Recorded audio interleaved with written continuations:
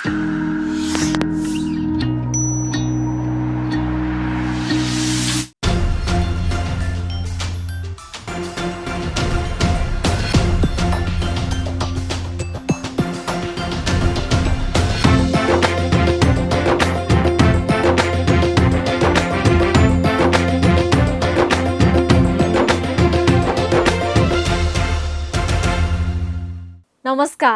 यो AB news खबरको संकेत हो। अहिले तपाईँ पालिकाहरूको खबर दिने नेपालको एकमात्र खबर बुलेटिन पालिका खबरमा हुनुहुन्छ। म करिश्मा कार्की।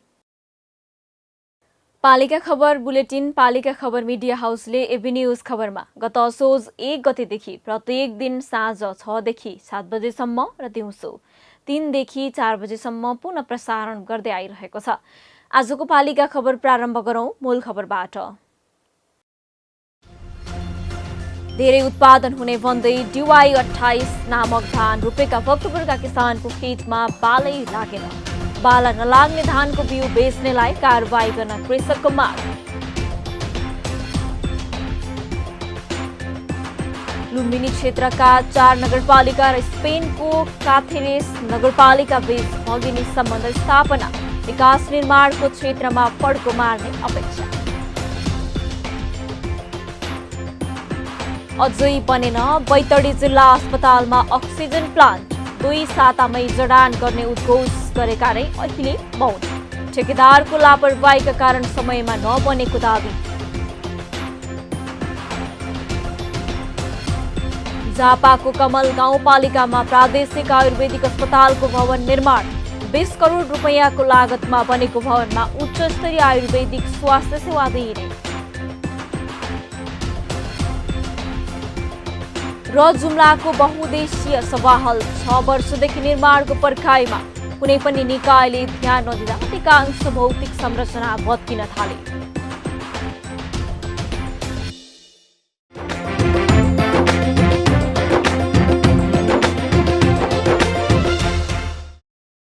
पालिका खबर अब विस्तारमा। अधिकांश किसानलाई अहिले धान भित्र्याउने चटारो हुनुपर्ने हो, तर यो वर्ष किसानलाई चटारो कम पीडा बढी छ। कतै पाकेका धानका बाला काट्न नपाउँदै खेतमै बेमौसमी विपतले कामै नलाग्ने भए भने कतै किसानले रोपेको धानको बाला नै लागेन। सुदूरपश्चिम प्रदेश र प्रदेश 1 का कैयौं हेक्टर जमिनमा लगाएको धान बाली नष्ट भयो। कतै भने धानको बाला पनि लागेन। भक्तपुरमा पनि यस्तै समस्या देखा परेको छ। देशभर अहिले पाकेको धान भित्र्याउन भ्याइ नभ्याइ हुनुपर्नेमा बाला नै नलागेपछि के खाने भन्ने चिन्ताले किसान चिन्तित भएका छन्।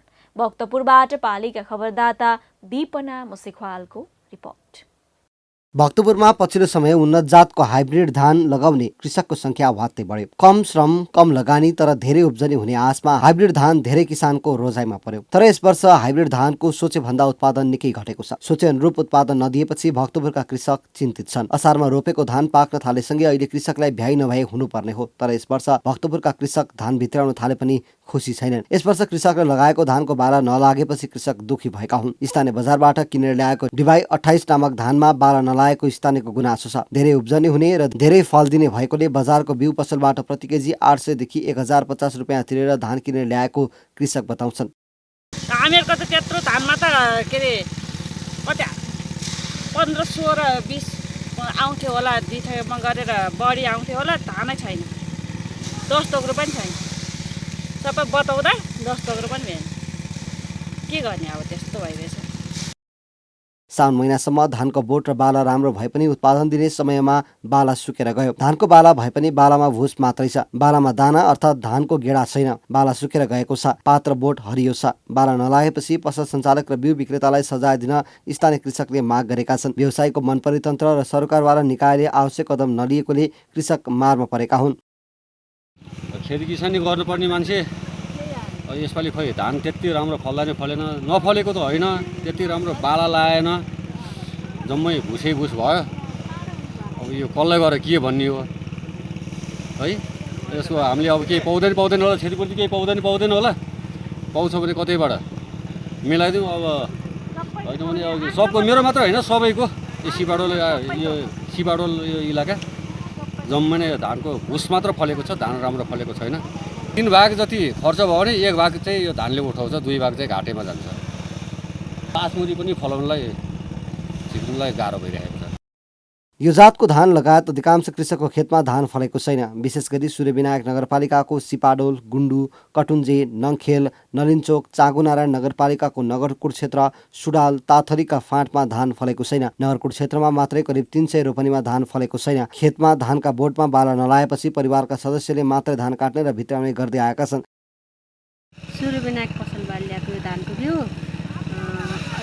28 को बिउ भनेर लिएर आएको।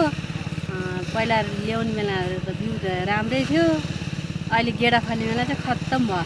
पोगटा फलेको छ, फल्न त फलेको छ। 3 भागको 1 भाग धान, 3 भाग पोगटा छ। बनीमा रोप्दा 8 मुरी आइरहेको थियो, 7 मुरी 8 मुरी आइथ्यो। अहिले त 1 मुरी आउला कि नआउला। धानमा बाला नलाएपछि किसानले बारी खाली गर्ने तयारी समेत गरेका छन्। धानपछिको हिउँदे बारी लगाउन ढिला हुने भएकाले कृषकले धान काटेर बारी खाली गर्ने सोच बनाउन थालेका छन्। कपिलवस्तु, रूपन्देही र नवलपरासीका 4 नगर तथा स्पेनको काथेरेस नगरपालिका, काथेरेस प्रादेशिक सरकार, संस्कृति, पर्यटन तथा खेलकुद मन्त्रालय, एक्सत्रेमादुरा प्रदेश सरकार बीच भगिनी सम्बन्धका लागि समझदारी पत्रमा हस्ताक्षर गरिएको छ। कपिलवस्तु स्थित प्राचीन कपिलवस्तु दरबार परिसरमा आयोजित कार्यक्रममा राष्ट्रिय सभाका अध्यक्ष गणेश प्रसाद तिमलसिना र स्पेनको एक्सत्रेमादुराकी सभामुख ब्लाङ्का मार्टिन डेलाग्डोको रहोबरमा हस्ताक्षर गरिएको हो।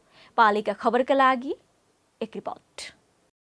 दुई देशको प्रदेश सरकार र नगरपालिका बीच भगिनी सम्बन्ध कायम गरी लुम्बिनी क्षेत्रमा शिक्षा, स्वास्थ्य, कृषि, पर्यटन र वातावरणमा सहयोग पुर्याउने उद्देश्यका साथ सम्झौता पत्रमा हस्ताक्षर गरिएको छ। चाकीमुनि बुद्धसँग सम्बन्धित कपिलवस्तु, रूपन्देही र नवलपरासीका 4वटा नगरपालिका र स्पेन सरकारको काथेरेस नगरबीच भगिनी सम्बन्ध स्थापनाका लागि सहमति पत्रमा हस्ताक्षर गरिएको हो। स्पेन सरकारको काथेरेस नगरपालिकाका प्रमुख, काथेरेस प्रदेश सरकारका प्रतिनिधिले सहमति पत्रमा हस्ताक्षर गरेका छन्। यसैगरी कपिलवस्तु नगरपालिकाका प्रमुख किरण सिंह, लुम्बिनी सांस्कृतिक नगरपालिकाका प्रमुख मनमोहन चौधरी, देवदह नगरपालिकाका प्रमुख हीरा बहादुर खत्री र रामग्राम नगरपालिकाका प्रमुख नरेन्द्र कुमार गुप्ताले हस्ताक्षर गरे। सो अवसरमा राष्ट्रिय सभाका अध्यक्ष गणेश प्रसाद तिमलसिनाले स्पेन र नेपालको सम्बन्ध प्रगाढ बनाउन र दुवै देशबीच आपसी सम्बन्ध भाइचाराका साथै विकास निर्माणको क्षेत्रमा समेत फड्को मारेर यस्तो भगिनी सम्बन्धले ठूलो सहयोग पुर्याउने अपेक्षा गरिएको बताए।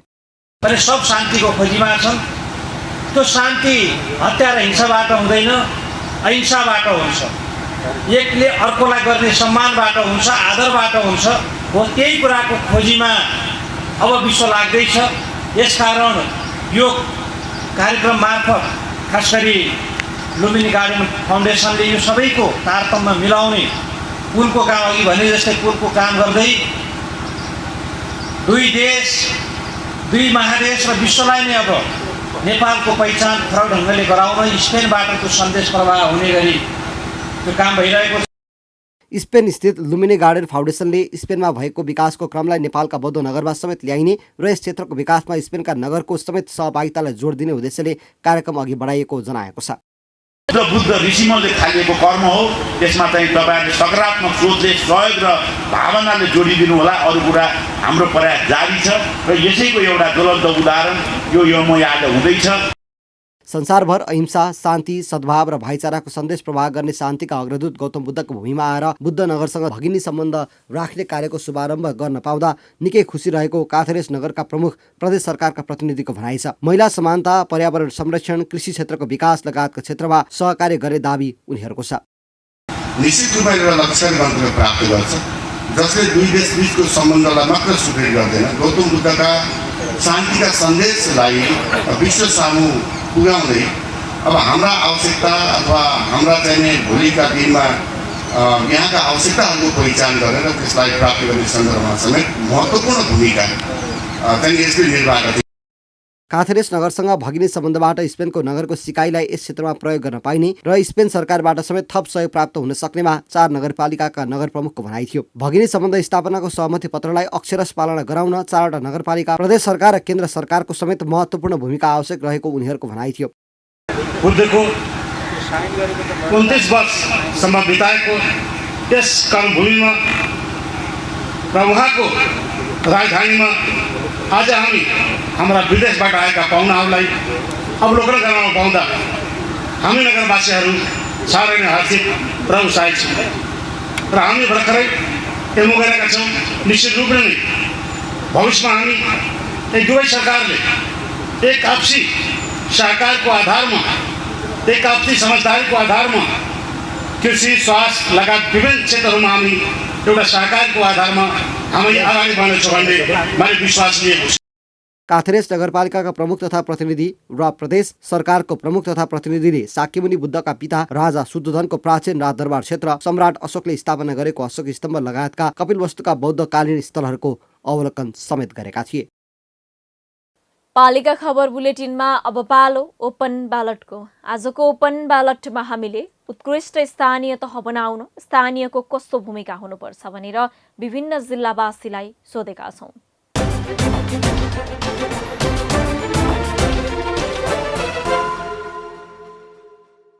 स्थानीय सरकारलाई राम्रो बनाउनका लागि हामीले स्थानीय तहले गरेका कामहरूलाई थप सेवासीका शब्दहरू दिँदै उसलाई हौसला प्रदान गर्नुपर्दछ। यति कदम कथातीत स्थानीय तहले कुनै पनि गल्ती गरेको खण्डमा हामीले स्थानीय तहलाई दण्डित गर्न अथवा उसलाई भनौँ न खबरदारी गर्न सक्नुपर्दछ। यस्तो कामहरूमा चाहिँ नि हामी जस्तो युवाहरूको मुख्य भूमिका रहन्छ स्थानीय तहलाई अझै परिपक्व गराउनका लागि। अनि स्थानीय सरकारले के गर्नुपर्छ भनेपछि राम्रो सरकारले राम्रो काम गरे राम्रो भनिन्छ, हामी नराम्रो काम गरे नराम्रो भनिन्छ।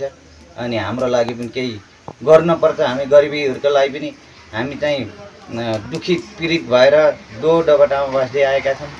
त्यो चाहिँ हेर्नुपर्छ तपाईँहरूले राम्रो ढङ्गसित।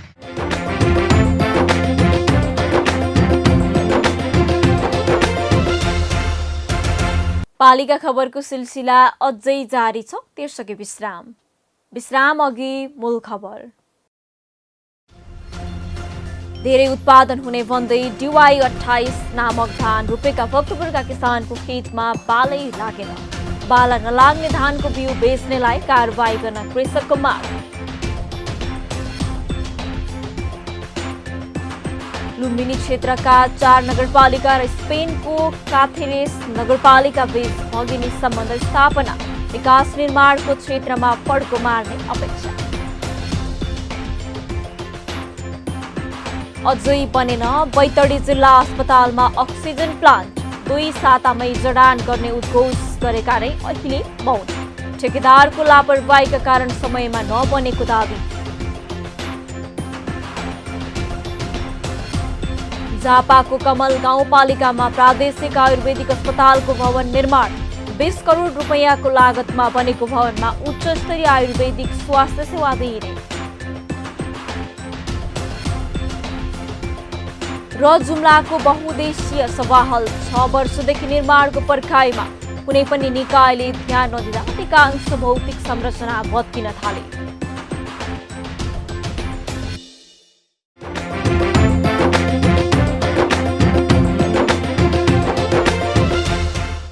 महामारीको दोस्रो लहर उत्कर्षमा पुगेका बेला गत वैशाख अन्तिम र जेठ पहिलो साता बिरामीले अक्सिजन नपाएर समेत ज्यान गुमाए। त्यसपछि सरकारले 100 भन्दा बढी शय्या भएका सबै अस्पताललाई 15 दिनभित्र आफ्नै अक्सिजन प्लान्ट राख्न निर्देशन दियो। बजेटमा उपकरण आयात गर्दा भन्सार र भ्याट छुट दिने व्यवस्था समेत गरियो। केही जिल्ला अस्पतालमा त सरकार आफैले बजेट विनियोजन गरेर प्लान्ट निर्माण गर्न ऊर्जा भर्यो। तर ठेकेदारको लापरवाही र सरकारी निकायको ढिलासुस्तीका कारण कतिपय अस्पतालमा अझै प्लान्ट जडान भएको छैन। बैतडी अस्पतालमा त प्लान्ट जडान गर्न उपकरण थुपारिएको मात्रै छ। बैतडीबाट पालिका खबरदाता CP लोहियाको रिपोर्ट।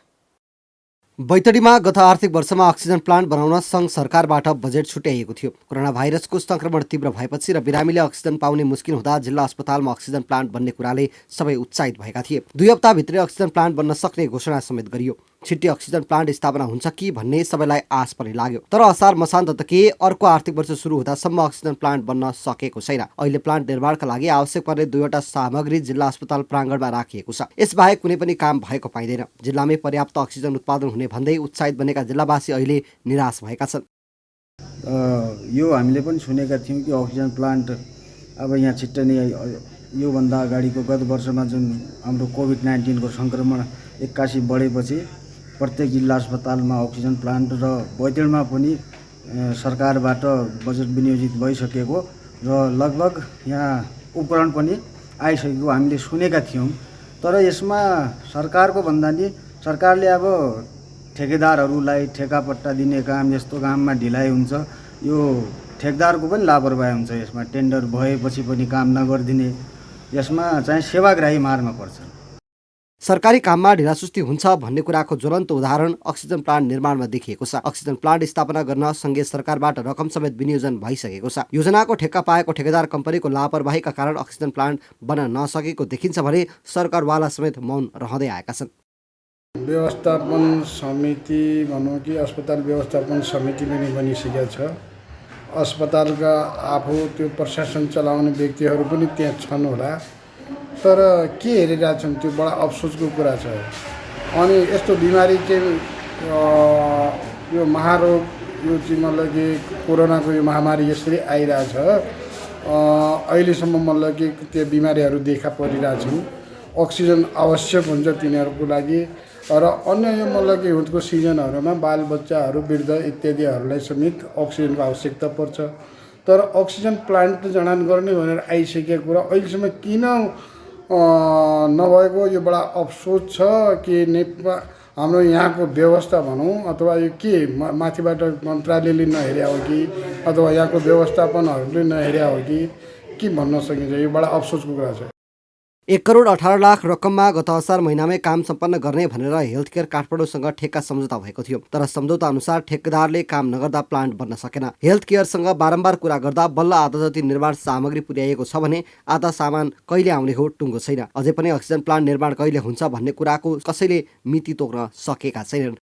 ढिलाइ सुरुमा त एउटा टेन्डर नै क्यान्सल भयो। दोस्रो टेन्डर गरिसकेपछि चाहिँ सम्झौता भएको कम्पनीबाट सामान आइपुग्नलाई चाहिँ ढिलाइ भयो यहाँ ल्याइ पुर्याउन। अब त्यो ढिलाइ चाहिँ किन भयो भन्ने हामीले बुझ्दाखेरि यो अब ग्लोबल डिमान्ड बढेको कारणले गर्दाखेरि सप्लायर कम्पनीहरूले, म्यानुफ्याक्चररहरूले चाहिँ त्यो टाइममा उपलब्ध गराउन नसकेको भएर ढिलाइ भएको भन्ने हो। पछि मनसुनका कारणले गर्दाखेरि त्यो झन् लम्बियो, थपियो भनौँ। अहिले चाहिँ अब आइपुग्दैछ, प्लान्ट आइपुग्ने बेला चाहिँ भएको छ, तर बजेट चाहिँ अझै पनि अब ठ्याक्कै आइपुगिहालेको अवस्था छैन। त्यसको लागि कुराहरू गरिरहेका छौँ।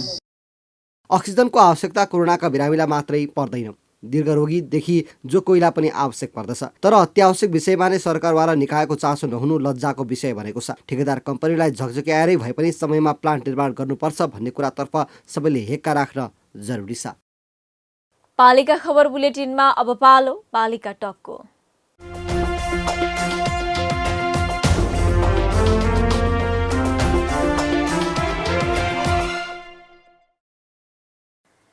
सङ्घीय राजधानी काठमाडौँ उपत्यकामा रहेको शङ्खरापुर नगरपालिकामा ऐतिहासिक सहर साँखु पनि पर्छ।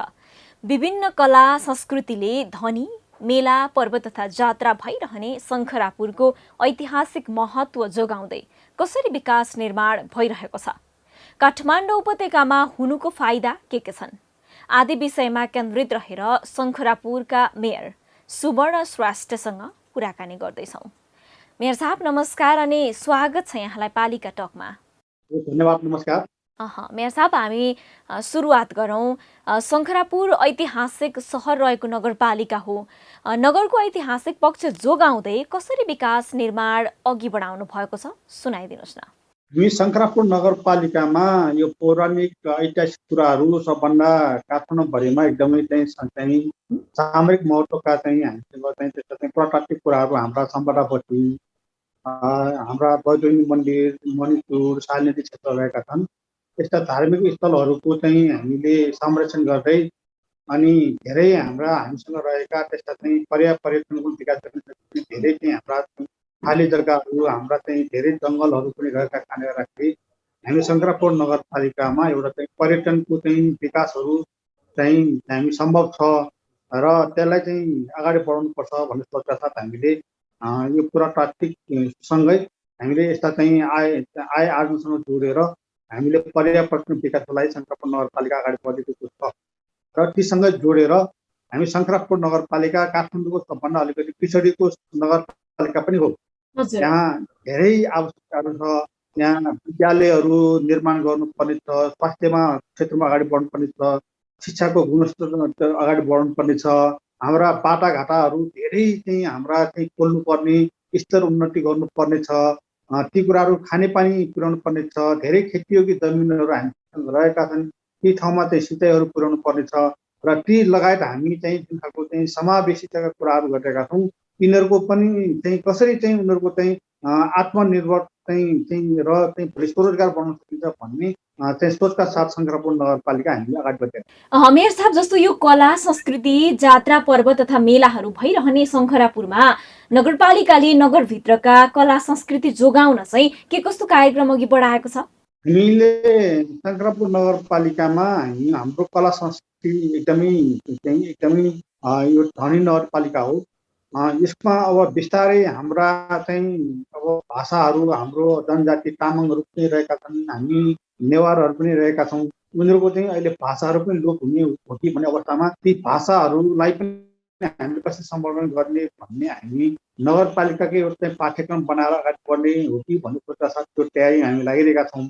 अर्को भनेको यहाँ कला संस्कृति, यहाँ धेरै चाहिँ यहाँ चाहिँ विभिन्न भजनहरू रहेका छन्, सांस्कृतिक चाहिँ चिजहरू रहेका छन् र त्यस्ता चाहिँ कला संस्कृति कस्तो जोगाउने भनेर बेला बेलामा हामीले यहाँ बाँसुरी बाजा भयो, धिमी चाहिँ बाजा भए, ती लगायत हाम्रो अर्को चाहिँ भजनको चाहिँ यो चाहिँ त्यो माडलहरू अनि ती लगायत हामीले लोक हुने लगाइरहेको चाहिँ। मेयर साहब, जस्तो यो सङ्घीय राजधानी भएको जिल्लामा हुनुको नाताले शङ्खरापुरले के कस्ता फाइदा लिन सकेको छ, सुनौँ न।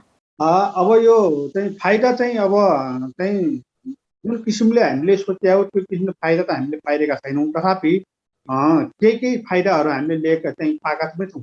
हामीले अहिले सङ्घीय राजधानी भएको कारणले गर्दाखेरि हामीसँग नजिक जोडिएको अब महानगर, काठमाडौँ महानगर छ, हामीसँग जोडिएको हाम्रो नगरपालिका छ, उहाँहरूसँग हामीलाई चाहिँ हामीलाई सहयोग प्राप्त भइरहेको छ भने जस्तो नि मेयर साहब, सँगसँगै यो काठमाडौँको काठ क्षेत्रमा रहेका पालिकाहरूले चाहिँ भोगिरहेका समस्या चाहिँ के हुन् त? भोगिरहेको अहिले चाहिँ प्रमुख समस्या भनेको बाटो नै हो। हामीले अहिलेसम्म पनि यो चाहिँ ताबेलदेखि साँकोसम्मको सडक हामीले चाहिँ एकदमै दयनीय अवस्थामा चाहिँ चलिरहेको छ। 5 वर्ष भइसक्यो ठेका लागेको, अहिलेसम्म निर्माण हुन सकिरहेको छैन।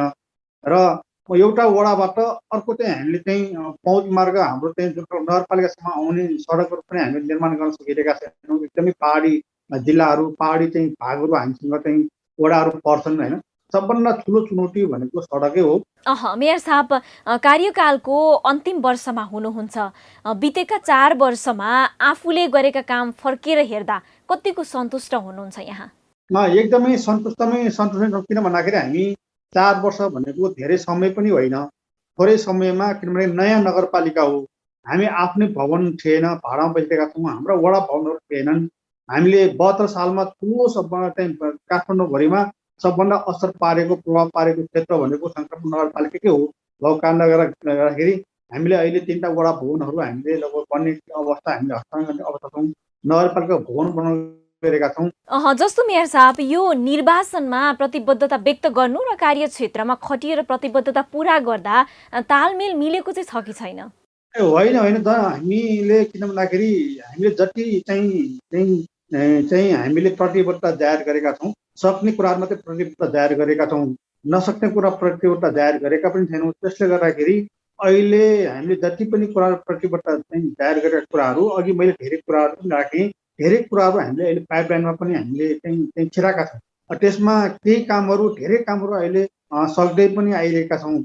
र अब पनि हामी चाहिँ के भने हामीले यहाँका जनताको चाहिँ आवश्यकता, चाहिँ राजनीतिक दलको अपेक्षादेखि लिएर र यहाँका चाहिँ सरकारवालाहरूको चाहिँ विभिन्न चाहिँ मानिसहरूको चाहिँ हामीले बेला बेलामा छलफल चलाएर यहाँको चाहिँ प्राथमिकता के हो, त्यसको चाहिँ जिम्मेवार बोर्ड कसले लिने हो, त्यो भ्रष्ट सवालमा पनि कुराकानी गरेर हाम्रो चाहिँ कामहरू अगाडि बढिरहेकाले गर्दाखेरि हाम्रो तालमेल चाहिँ सबैसँग चाहिँ मिलेर चाहिँ शङ्करापुर नगरपालिका चाहिँ। मेयर साहब, म अर्को प्रश्नमा जान चाहेँ। तपाईँले छिमेकी अन्य पालिकाहरूसँग मिलेर कुनै योजना सञ्चालन गर्नुभएको छ कि छैन?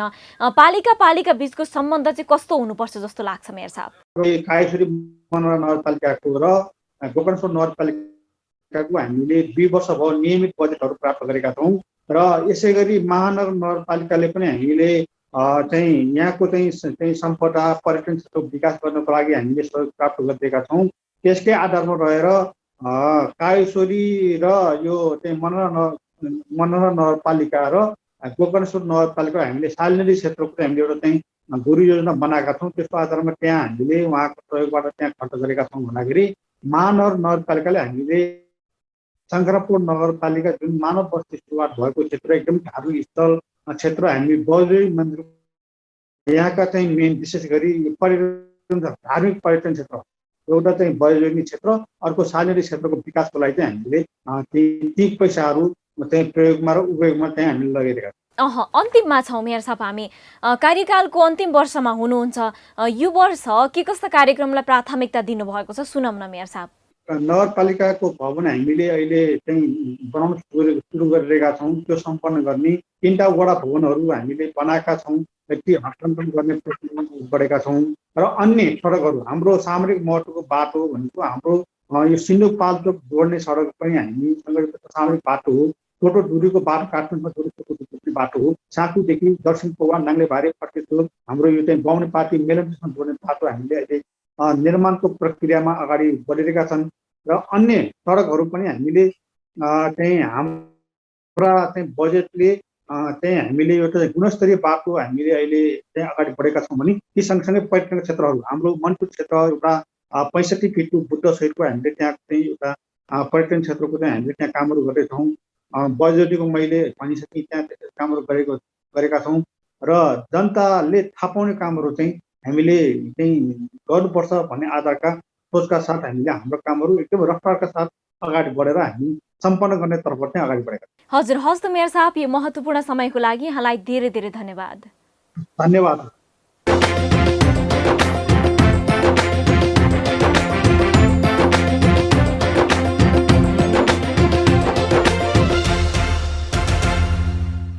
अब अट्ने छन् सबैका खबर, यो हो पालिका खबर।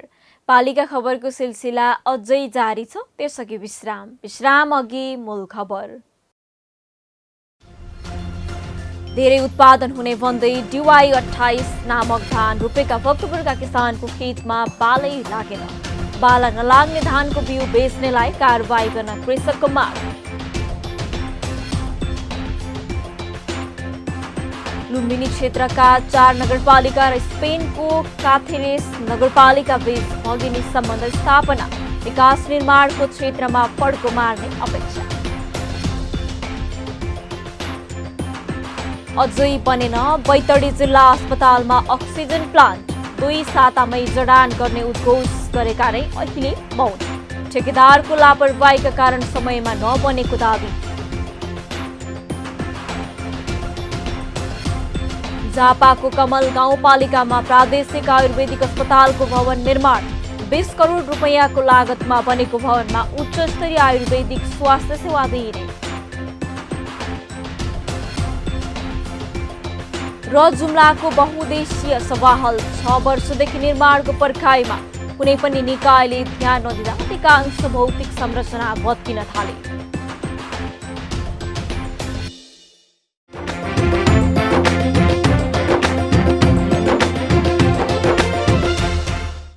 पालिका खबर बुलेटिनमा अब पालो पालिकामा आजको। आज दिनभर कुन पालिकामा के भयो? सहकर्मी सन्तोष पोखरेलको साथमा पालिकामा आज।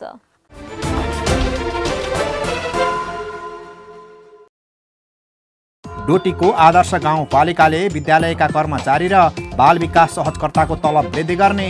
पालिका र आन्दोलनरत शिक्षकको सहमतिपछि विद्यालयमा नियमित पठन पाठन। आदिवासी थारू समुदायको परम्परागत संस्कृति र पहिचान संरक्षण गर्न नवलपरासीको सरावल गाउँपालिकामा थारू सङ्ग्रहालय स्थापना। सङ्ग्रहालयका लागि 70 लाख रुपैयाँको लागतमा भवन निर्माण। धनुषाको जनकपुर धाम उपमहानगरपालिकाले फोहोर नउठाउँदा बजार दुर्गन्धित। वडाध्यक्षहरूले विरोध स्वरूप नगर प्रमुख लालकिशोर शाहको घर अगाडि लगेर फोहोर थुपारे। लुम्बिनी क्षेत्रभित्र पर्ने रूपन्देही, कपिलवस्तु र नवलपरासीका 4 नगरपालिकाले स्पेनको काथेरेस नगरपालिकासँग भगिनी सम्बन्ध विस्तार गरे। लुम्बिनी सांस्कृतिक देवदह, कपिलवस्तु र रामग्राम नगरपालिका बीच सम्झौता। पाल्पाको निस्दी गाउँपालिकाले माग्यो 2 जना सब इन्जिनियर र 2 जना असिस्टेन्ट इन्जिनियर, 15 दिनभित्र दरखास्त दिन सूचना जारी। गोर्खाको अजिरकोट गाउँपालिकाले 15 मङ्सिरभित्र विद्यालय व्यवस्थापन समिति गठन गर्न विद्यालयलाई दियो निर्देशन। समिति गठन भएको जानकारी तत्कालै पालिकामा पठाउनु पर्ने। नवलपुरको मध्यबिन्दु नगरपालिकाले कृषकलाई 50% अनुदानमा गहुँको बिउ वितरण गर्ने। बिउ लिन कृषकले कृषि शाखामा सम्पर्क गर्नुपर्ने। पाँचथरको फालेलुङ गाउँपालिकाले 1 जना कार्यालय सहयोगी दैनिक ज्यालादारीमा नियुक्त गर्ने। 25 कार्तिकसम्म दरखास्त बुझाउन सूचना जारी। मकवानपुरको हेटौडा उपमहानगरपालिकाद्वारा विभिन्न कार्यक्रमका लागि सामुदायिक विद्यालयलाई प्रस्ताव पेश गर्न सूचना जारी। प्रस्तावको मूल्याङ्कन गरेर विद्यालय छनौट गरिने।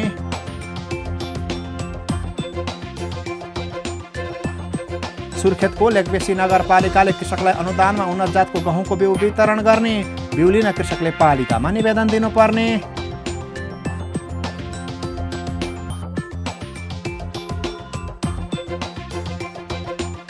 काठमाडौँ महानगरपालिकामा सम्पत्ति तथा भूमि, व्यवसाय र बहाल कर ई-सेवा मार्फत भुक्तानी गर्न सकिने। अब घरमै बसेर कर तिर्न सकिने।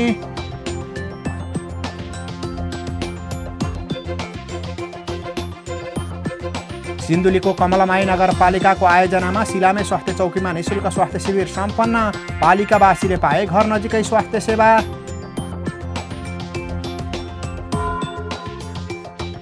ललितपुर महानगरपालिकाले ज्येष्ठ नागरिकलाई निमोनिया विरुद्धको खोप लगाउन थाल्यो। 74 वर्षभन्दा माथिका ज्येष्ठ नागरिकलाई खोप लगाइने।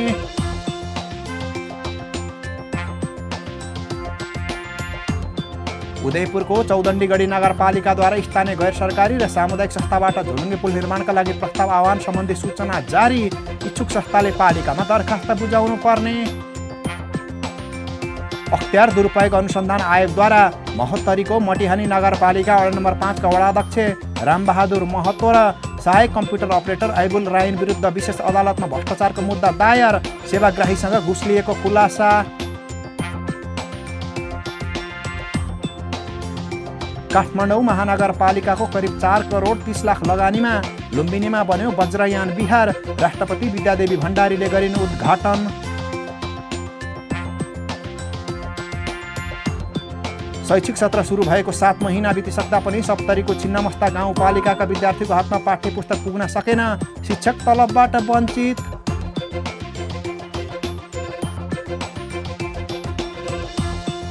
मोरङको विराटनगर महानगरपालिका र प्रदेश लगानी प्राधिकरणको सहकार्यमा वडा नम्बर 9 स्थित पुरानो गुद्री बजार क्षेत्रमा 5 अर्बको लगानीमा 25 तले व्यापारिक भवन निर्माण गरिने। गुद्री बजार क्षेत्रका घर टहरा हटाउन पालिकाको ताकेता।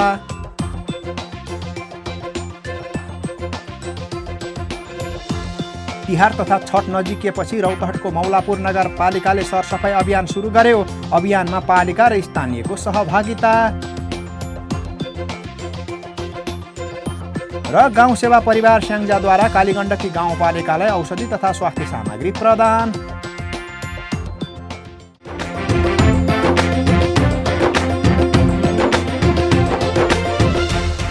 आयुर्वेद नेपालको राष्ट्रिय चिकित्सा पद्धति हो। हिमालय र जलस्रोत जस्तै सम्पदाको रूपमा आयुर्वेद चिकित्साको मौलिक परम्परा, पाण्डुलिपि, अभिलेख र प्रशस्त पाइने जडीबुटीहरूको औषधीय प्रयोगले नेपालमा महत्त्वपूर्ण स्थान दिएको छ। सरकारको आयुर्वेद चिकित्सा पद्धति प्रतिको प्रतिबद्धतालाई प्रभावकारी रूपले कार्यान्वयन गर्ने उद्देश्यले राष्ट्रिय आयुर्वेद स्वास्थ्य नीति 2052 लागू गरेर अस्पताल समेत बनेका छन्। आयुर्वेदिक उपचार पद्धतिबाट बिरामी निको हुने भएसके अस्पतालहरू तमादम खुलिरहेका छन्। झापाको कमल गाउँपालिका 7 स्थित गेउरियामा पनि 20 करोड 63 लाख रुपैयाँको लागतमा प्रादेशिक अस्पतालको सुविधा सम्पन्न भवन निर्माण गरिएको छ। झापाबाट पालिका खबरदाता अच्युत सुवेदीको एक रिपोर्ट। झापाको कमल गाउँपालिका 7 स्थित गेउरियामा प्रादेशिक आयुर्वेदिक अस्पतालको भवन निर्माण पूरा भएको छ। आयुर्वेदिक चिकित्सा सम्बन्धी स्वास्थ्य सेवा पुर्याउने उद्देश्यले सङ्घीय सरकारले भवन निर्माण गरेको हो। 20 करोड 63 लाख रुपियाँको लागतमा यस प्रादेशिक अस्पतालको सुविधा सम्पन्न भवन बनेको हो। आयुर्वेदिक अस्पतालको भवन निर्माण भएपछि आसपासका नागरिकमा उत्साह बढेको छ।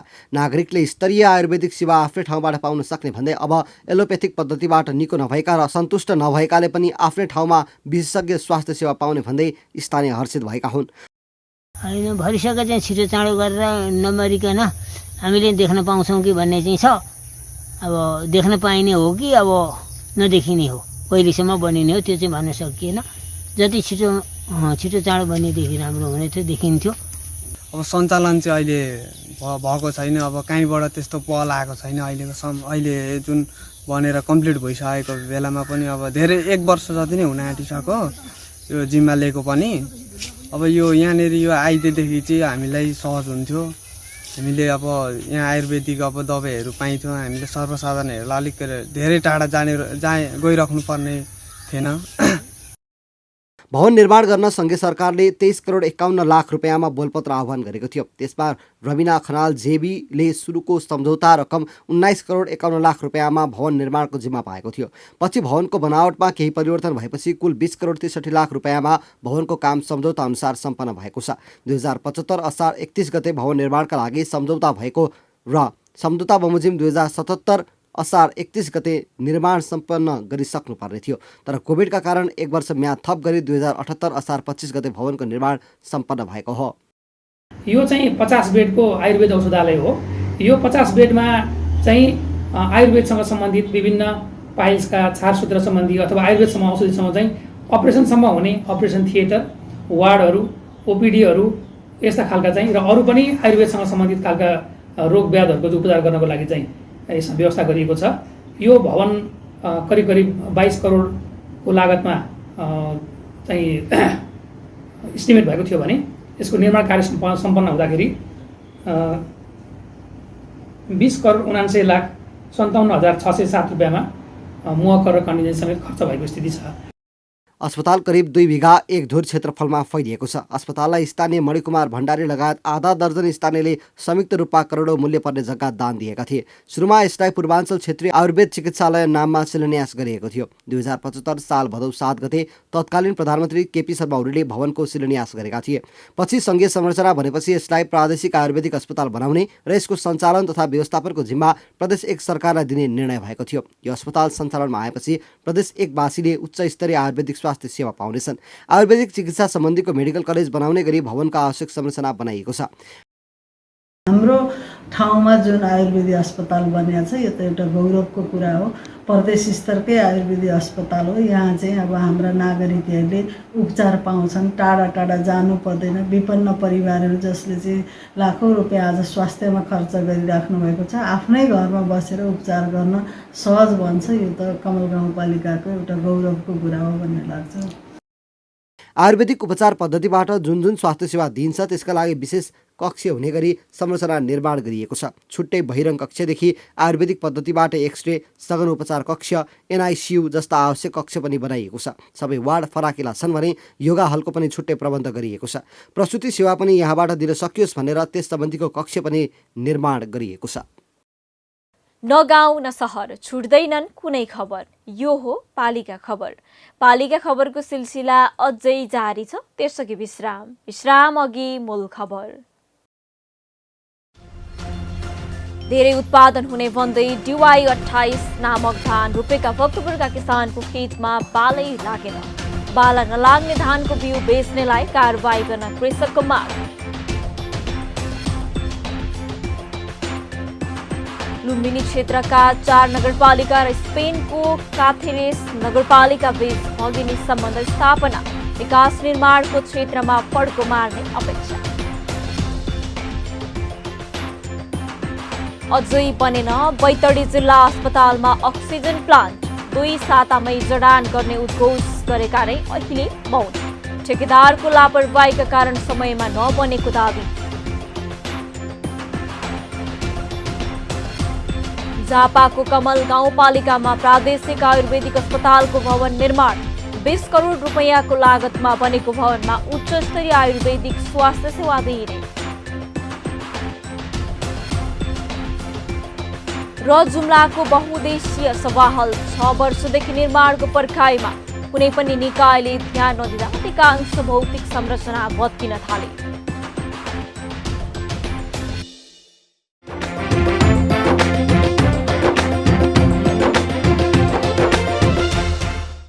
जुम्लाको जिल्ला परिषद बहुउद्देश्यीय सभा हल निर्माण हुन नसकी अलपत्र बनेको छ। तत्कालीन शान्ति तथा पुनर्निर्माण मन्त्रालय र जिल्ला विकास समिति र जिल्ला प्राविधिक कार्यालय जुम्लाले करिब निर्माण सुरु गरेको 6 वर्ष भइसक्दा पनि पूरा हुन नसकी अलपत्र बनेको हो। आधा निर्माण भइसकेको भवन पूरा नहुँदा भौतिक संरचना भत्किन थालेको छ। निर्माण हुँदै गरेको सभा हल बजेट नभएपछि अलपत्र अवस्थामा पुगेको भए पनि तिनै तहको सरकारले स्वामित्व नलिँदा सभा हल निर्माण हुन सकेको छैन। जुम्लाबाट पालिका खबरदाता मानदत्त रावलको एक रिपोर्ट। तत्कालीन शान्ति तथा पुनर्निर्माण मन्त्रालयको बजेट र जिल्ला विकास समिति जिल्ला प्राविधिक कार्यालय जुम्लाले बहुउद्देश्यीय सभा हल निर्माण सुरु गर्यो। अहिले उक्त मन्त्रालय खारेज भइसकेको छ। तर भौतिक निर्माण गर्ने विषयमा कुनै पनि सरकारले स्वामित्व लिन नसक्दा आयोजना अलपत्र बनेको छ भने करोडौं रकम बालुवामा पानी भएको छ। 2071 फागुन 4 मा सम्झौता भई 6 महिना म्याद थप सहित 2074 भदौ 6 मा सम्पन्न हुने भनिए पनि अहिलेसम्म 58% मात्र काम सकिएको छ। 6 करोड 19,49,606 रुपैयाँमा ठेक्का सम्झौता भएको थियो। सम्झौता रकम मध्ये 3 करोड 59,256 रुपैयाँ खर्च भइसकेको छ। भवनको निर्माण जिम्मा आशिष र थेगिम जेबी धनगढीले लिएको थियो। यस्तै अपाङ्ग पुनर्स्थापना विकास केन्द्रको भवन पनि अलपत्र छ। तत्कालीन जीविसको 29 लाख रुपैयाँ एस्टिमेट बजेटमा सुरु गरिएको केन्द्रको भवन बजेट अभावमा अलपत्र भएको हो। जीविस खारेज भएर बजेट विनियोजन नहुनु र नगरपालिकाले रकम नछुट्याउँदा निर्माणाधीन भवन अलपत्र भएको हो। मन्त्रालय विभाग र जिल्ला प्राविधिक कार्यालय खारेज भइसकेकाले स्थानीय तहलाई योजना हस्तान्तरण गरिएको भए पनि स्थानीय तहले व्यवस्था गरिरहेको देखिन्छ। कति ठाउँ वडा कार्यालय भन्यो, नगरपालिकामा भन्यो, केही सिप लागेन, शिक्षकले प्लस भइगयो, हरेक ठाउँ भन्यो भन्दा पनि यो स्कुल यत्तिकै बन्द भइरहेछ। अब शिक्षा पुरा पहिलेको शिक्षा यो दिने शिक्षाको चाहिँ सुरुवात गर्ने जो कि सही 16 अक्षर अयुडीले अक्षरलाई यमनालम जब गलत खपा चर्त कपासको सुरुवात त्यो सुरु गर्नुपर्छ। त विद्या ज्ञानको विद्या खान हुन्छ। त्यस्तो नपढेर अहिले चाहिँ ट्र्याक्टर पढिरहेछन्। त्यस्तो ज्ञान गरेका व्यक्तिहरूले चाहिँ विद्वान भएका छन्। अब त्यस्तो पढाइ यस्तो हुन्थ्यो यो स्कुलमा। अब यस्तो कोल्याप्स भयो। यता आयोजना निर्माण गर्न पटक पटक संघीय मामिला मन्त्रालयलाई पत्रचार गरे पनि कुनै सुनवाई र चासो नदिएको गुनासो जिल्ला समन्वय समितिको छ। स्थानीय तहका जनप्रतिनिधिले पनि व्यवस्था गर्ने र संघीय सरकारले पनि कुनै चासो नदिँदा निर्माण अझै लामो समयसम्म अलपत्र पर्ने समितिको भनाइ छ। निर्माण कार्यको जिम्मेवारी लिने कुनै पनि न स्थानीय तह न प्रदेश न संघीय मन्त्रालयले जिम्मेवारी लिन चाहे र जिल्ला समन्वय समितिका तर्फबाट बारम्बार हामीले संघीय मामिला मन्त्रालयमा अनुरोध गरेर यो भवनको निर्माण अर्धनिर्माणाधीन अवस्थामा रहेको र यसको अब यो जीर्ण अवस्थामा हुँदै गयो, दिन प्रतिदिन जीर्ण अवस्थामा हुँदै गएकोले गर्दाखेरि यसको निर्माण सम्पन्नताका लागि बारम्बार हामीले पत्रचार गरेका छौँ। तर त्यो पत्रचारलाई संघीय मामिला मन्त्रालयले कुनै पनि त्यसको अनदेखा गरेर यो भवन चाहिँ जीर्ण अवस्थामा भयो। नेपाल सरकारको लगभग 4 करोडको लगानी भइसकेको बिल्डिङलाई अहिले यस्तो अल्पत्र अवस्थामा संघीय मामिला मन्त्रालयले पुर्याइदिएकोमा हामी चाहिँ एकदमै दुखी छौँ। यो बाहेक नगरपालिका 4 मालाभीड गाउँ स्थित सिद्धिविनायक प्राथमिक विद्यालय, सिन्जा गाउँपालिका 2 बिष्टवाडा स्थित हिमा नदीमाथिको पक्की पुल, हिमा गाउँपालिका 1 बड्की गाउँ स्थित स्वास्थ्यको भवन अलपत्र अवस्थामा छन्। ताजोपानी गाउँपालिका 7 तामती गाउँ स्थित जागृति माध्यमिक विद्यालय लगायत साना ठुला 45 आयोजना अलपत्र पर्दा पनि तिनै तहको सरकारको ध्यान नजानुले विकासका बाधक राज्य नै भएको आरोप स्थानीयले लगाउन थालेका छन्। पालिका खबर बुलेटिनको अन्त्यतिर छौं। मूल खबर पुनः एकपटक। धेरै उत्पादन हुने भन्दै DY 28 नामक धान रोपेका भक्तपुरका किसानको खेतमा बालै लागेन।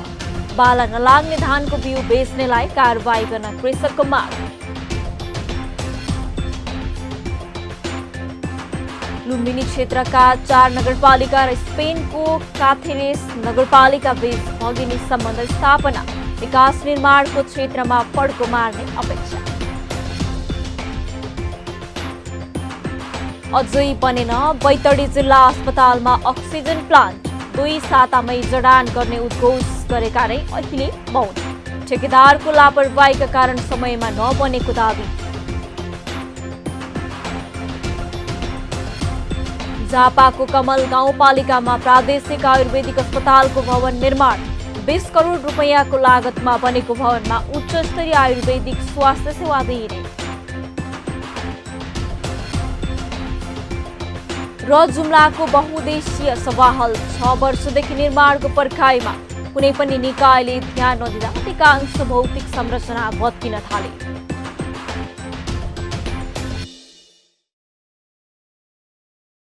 हवस् त आजको पालिका खबर बुलेटिन यति नै। पालिका बुलेटिन फेसबुक, युट्युब, इन्स्टाग्राम र हाम्रो अनलाइन संस्करण www.palikakhbar.com बाट हेर्न, पढ्न र सुन्न सक्नुहुनेछ। साथै यो बुलेटिन देशका 77 जिल्लाका रेडियोबाट पनि हरेक दिन सुन्न सक्नुहुनेछ।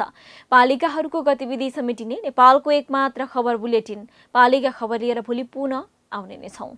एबी न्यूज खबर हेर्दै रहनुहोला। नमस्ते।